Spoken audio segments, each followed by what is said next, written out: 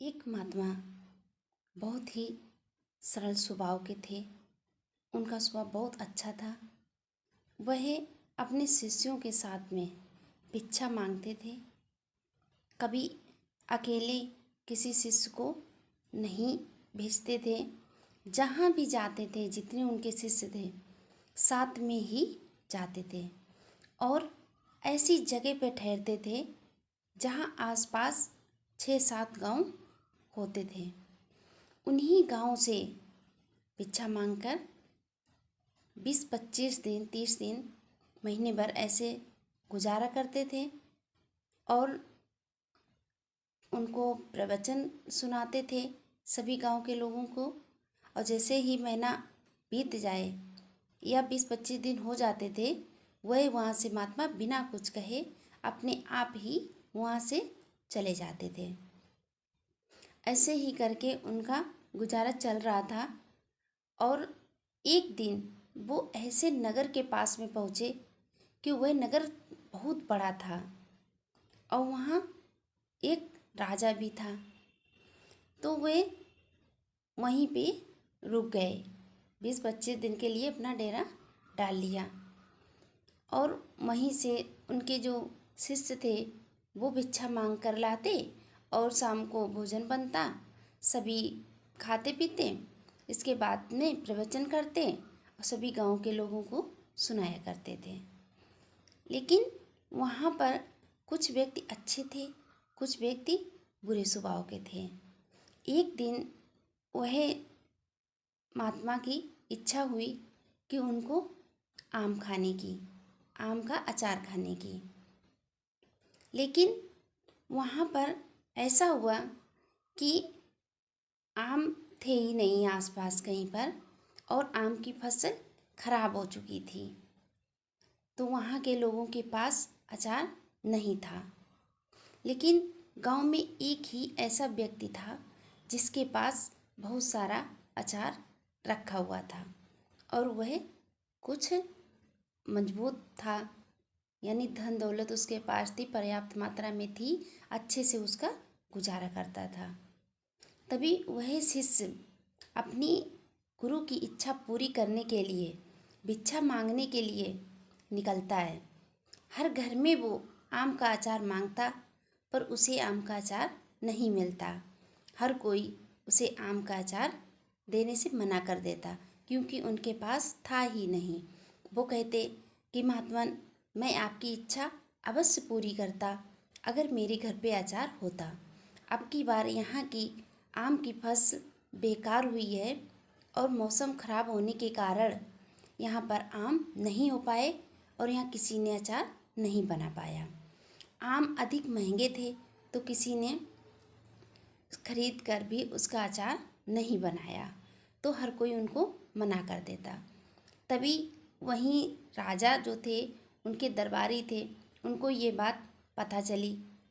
यानी तो उन्होंने अपने राजा से ये कहा कि महात्मा की इच्छा अचार खाने की है और किसी ने भी उनको अचार नहीं दिया। तो उनके दरबारी ने राजा को बताया तो राजा ने आदेश दिया कि महात्मा की इच्छा पूरी की जाए और उन्होंने अपने घर से अचार महात्मा के लिए भिजवा दिया। अब वह महात्मा अचार खाते और उनको बहुत खुश हुए राजा से, उनके बारे में बहुत अच्छा अच्छा कहा। लेकिन उनको तो वहाँ ठहरना था महीने भर, 20-25 दिन रुकते थे, कब महीना भी बीत जाता था। तो अब वे महात्मा ने 1 दिन हो गया, 2 दिन हो गया, 3 दिन हो गया, लगातार अचार मंगाते रहे। वे वहाँ मांगने उनका शिष्य कोई ना कोई पहुँच जाता और हर रोज़ उनको अचार दे दिया जाता था।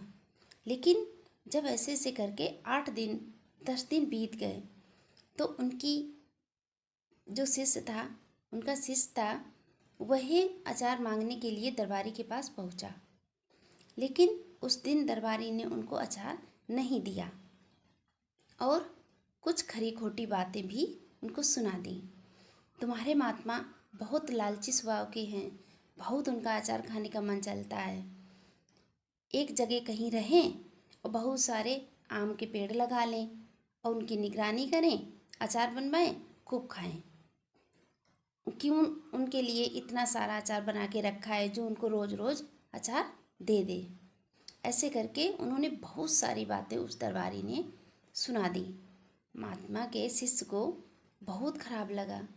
वह निराश होके अपने आश्रम वहीं वापस लौट गया जहाँ वो रुका हुआ था। और शाम को जब महात्मा को भोजन परोसा गया तो उसमें अचार नहीं पहुँचा। महात्मा ने पूछा कि क्या कारण आज मुझे अचार नहीं मिला। तो सारी बात उनके शिष्य ने उनको सुना दी कि महात्मा, मैं अचार के लिए गया था लेकिन उन्होंने नहीं दिया और उसके बदले में बहुत सारी खरी खोटी बातें आपके बारे में सुना दी कि महात्मा ज़्यादा अचार खाते हैं तो पेड़ लगा लें और उसकी निगरानी करें, जब फल आ जाए उसका अचार बनवा लें, खा लें। क्यों ऐसे भिक्षा मांगते घूमते हैं? कुछ करना तो है नहीं, उन्हें खेती बाड़ी नहीं करनी है, फ्री का खाने को मिल जाए। तो ऐसे करके उन्हें सारी बातें बता दी।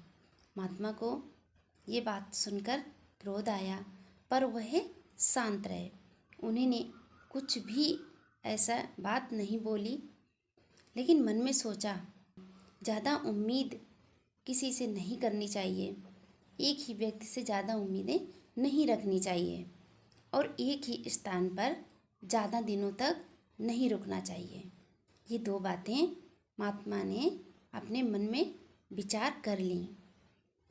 लेकिन उनके मन में एक और विचार उठा कि अब वह जिस स्थान पर रुकेंगे वहाँ पर कम से कम 50 से 100 पेड़े आम के जरूर लगाएंगे।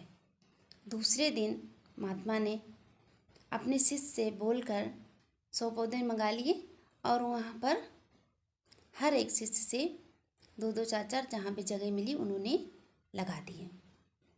2 दिन 3 दिन तक उनकी निगरानी की। जब वे पौधे चलने लगे, यानी ज़मीन को उनकी जड़ पकड़ ली, तब वे महात्मा वहाँ से सभी लोग निकल दिए और दूसरे गांव के पास में पहुँच गए। अब वहाँ पर भी हुए 2 से 4 10 दिन, इससे ज़्यादा नहीं ठहरे। उसी बीच में उन्होंने वहाँ पर सभी को, गांव के लोगों को प्रवचन भी अच्छे अच्छे सुनाए और 100 पेड़े मंगाकर गांव के आसपास लगा दिए आम के। जब भी वे पेड़ 10 दिन में चल गए, यानी ज़मीन ने जड़ पकड़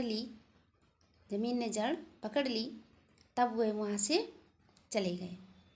ऐसे ऐसे करके महात्मा ने मन में ये ठान लिया कि किसी भी नगर में अब मुझे अधिक दिनों तक नहीं रुकना है। दूसरी अब बात ये थी कि जहाँ पर भी वे रुकेंगे वहाँ पर 100 पौधे अवश्य लगाएंगे। अब वे महात्मा जहाँ पर भी रुकते ऐसा ही करते।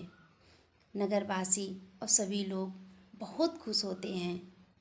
लेकिन ऐसे उन्हें घूमते घूमते बहुत दिन बीत जाते हैं, कईयों सालें हो जाती हैं।